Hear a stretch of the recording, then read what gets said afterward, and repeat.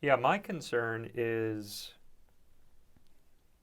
and this applies to advertising, but it applies to life in general, is when people will feel confident enough to start deviating from the prescribed idea of how we should be reacting.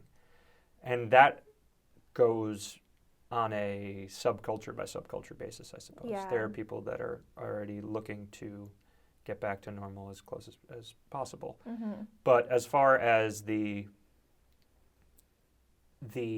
ambient hum of society, if you will, when we stop hearing these commercials and when it's okay to start doing something different.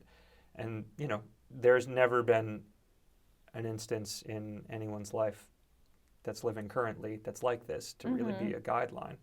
So it's going to take courage, it's going to take risks, it's going to take people probably getting, unfortunately, you know, culturally crucified, you know, a lot of stuff like that before we can get back to a place that's normal. Yeah, and I don't know if normal is even a word that I feel comfortable using because I don't know what that means to begin with. Yeah. It's not necessarily a word. Certainly don't like hearing it when it's directed towards me and having to fit into society in some sort of normal fashion. Yeah. Definitely don't like that. Yeah. So I don't know, but I also know that it's the easy word to use right now. But I don't know if what we knew as culturally as normal before will even return. Well, certainly. I mean, it won't. But also, normal is constantly evolving. It's True. just when there's a period of mutually agreed equilibrium. You know? Okay. And I feel like the next real proving instance would be probably football, but whenever a major sport chooses to come online in this country. That's an interesting thought. When you first said it, I was like, that's so silly, football. But that's a good point. So many people watch it, and it is something that connects people from across all the different levels of polarization that we have. It is something that a lot of people share an interest in. Yeah. So if things have not gotten back to quote unquote normal by the end of August, that's going to be a very tense experience because people are going to want to have their entertainment back. I think they're going to figure out a way to do it, probably. But I wonder if between now and then how things will have gotten back on track. Yeah, I guess, we'll find out. I heard that the baseball league is thinking about doing a short season this year. Yes. Whatever that means. But then you think about baseball compared to football as far as contact.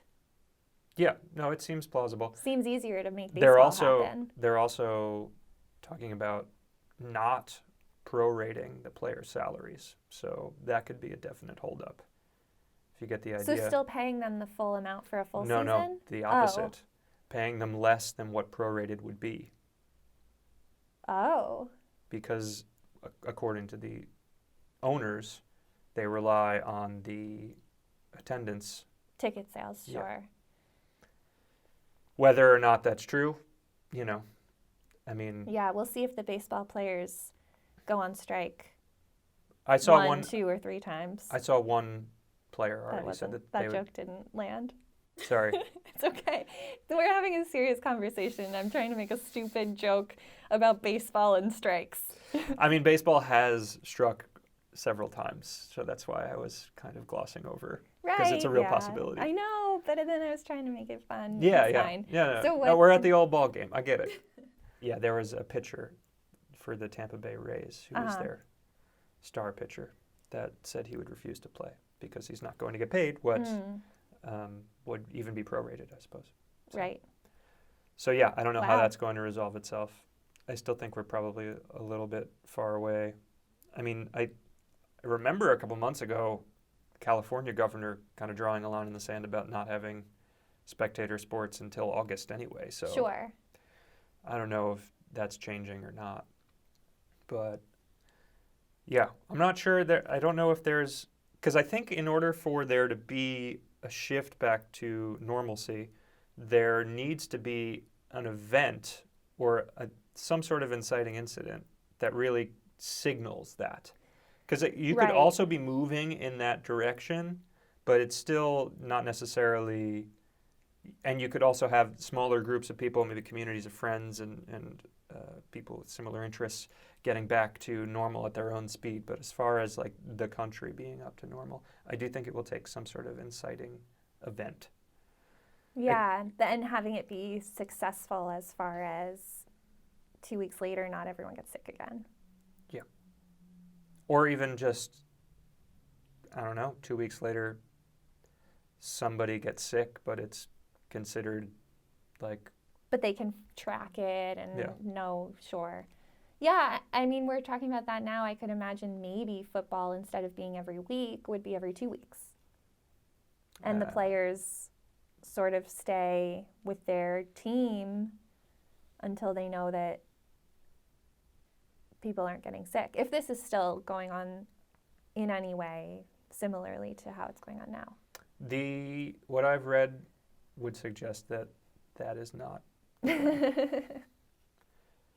I think they have bandwidth to expand the Super Bowl out any number of months, but I don't think I think whenever they start the season, they're just going to be going week by week. Because it has to be snowing.